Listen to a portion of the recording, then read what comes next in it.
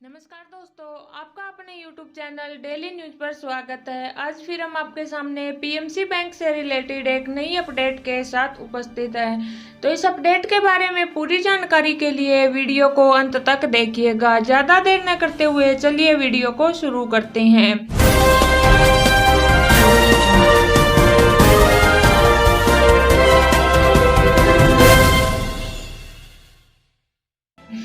ये जो अपडेट है वो आरबीआई के जो गवर्नर है शक्तिकांत दास से रिलेटेड है। उन्होंने जो आजकल धोखाधड़ी के बहुत सारे मामले सामने आ रहे हैं, उनसे निपटने के लिए देश की अर्थव्यवस्था में कुछ सुधार करने की प्रणाली की योजना बनाई है। तो आज इस वीडियो में हम इसी के बारे में जानेंगे। भारतीय रिजर्व बैंक के जो गवर्नर शक्तिकांत दास है, उन्होंने कहा है कि देश को एक फ्लेक्सिबल इकोनॉमी के लिए मजबूत ऑडिट प्रणाली की जरूरत है और सार्वजनिक क्षेत्र के लिए ऑडिटिंग सुशासन की आधारशिला है। वित्तीय बाजारों की बढ़ती जटिलता के साथ ऑडिट और भी महत्वपूर्ण हो गया था, विशेष रूप से वैश्विक रूप से एकीकृत अर्थव्यवस्था के लिए यह सब कुछ जरूरी है। ये जो सब कुछ है वो शक्तिकांत दास ने 25 अक्टूबर को कहा था। एक स्वस्थ वित्तीय प्रणाली के लिए लेखा परीक्षकों की विशेषज्ञता और स्वतंत्रता का लाभ उठाने की आवश्यकता है।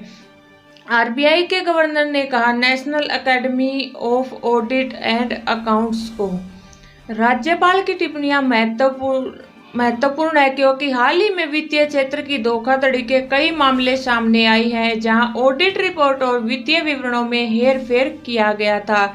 इनमें से कुछ मामलों में पीएमसी बैंक भी शामिल है, जहां प्रबंधन पर कई सालों से खातों में हेराफेरी करने का आरोप है।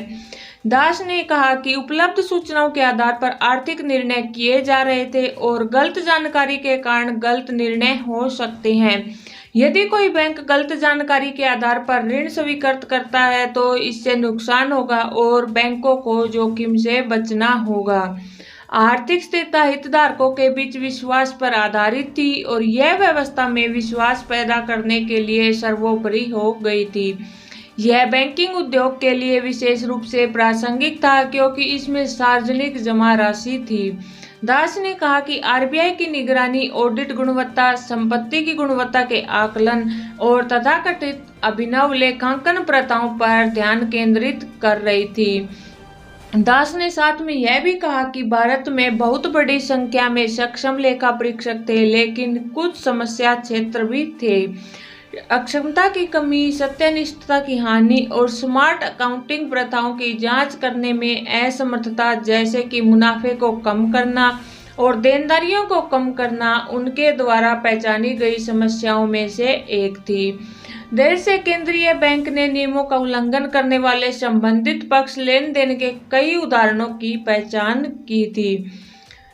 उन्होंने यह भी कहा कि लेखा परीक्षकों को ऐसे उल्लंघनों की पहचान करने की जरूरत है। दास ने साथ में यह भी कहा कि हमने वित्तीय विवरणों में हेरफेर और गलत विवरण के मामले भी देखे हैं। दास ने कहा कि वित्तीय क्षेत्र के लिए अनुपालन संस्कृति के साथ एक पारदर्शी और मजबूत ऑडिटिंग ढांचा तैयार करना महत्वपूर्ण है। उन्होंने कहा कि ऑडिटिंग पेशा पेशेवर निर्णय को तकनीक से बदलने का जोखिम नहीं उठा सकता। आरबीआई ने 3 फरवरी को गैर बैंकिंग वित्त कंपनियों यानी कि एनबीएफसी और शहरी सहकारी बैंकों के लिए जोखिम आधारित आंतरिक ऑडिट पर एक परिपत्र जारी किया था। बैंकिंग नियामक ने कहा है कि आंतरिक ऑडिट प्रणाली से आरबीआई में सुचारू रूप से बदलाव के लिए एनबीएफसी और यूसीबी को एक उपयुक्त कार्य योजना तैयार करने के लिए वरिष्ठ अधिकारियों की एक समिति का गठन करना होगा। 5,000 करोड़ रुपए और उससे अधिक की संपत्ति वाली एनबीएफसी और 500 करोड़ रुपए और उससे अधिक की संपत्ति वाले सभी प्राथमिक शहरी सहकारी बैंकों यानी कि यूसीबी को नए ऑडिट मानदंडों का पालन करना होगा। तो आज की इस वीडियो में इतना ही। कमेंट करके जरूर बताना आपको हमारी वीडियो कैसी लगी। अगर आपको हमारी वीडियो अच्छी लगी हो तो इसे लाइक करें और अपने दोस्तों के साथ शेयर जरूर करें। अगर आपने अभी तक हमारे चैनल को सब्सक्राइब नहीं किया तो इसे सब्सक्राइब करें और ऐसी ही लेटेस्ट अपडेट के लिए बेल आइकन जरूर प्रेस करें। तो आज की इस वीडियो में इतना ही, मिलते हैं नेक्स्ट वीडियो में, तब तक के लिए धन्यवाद।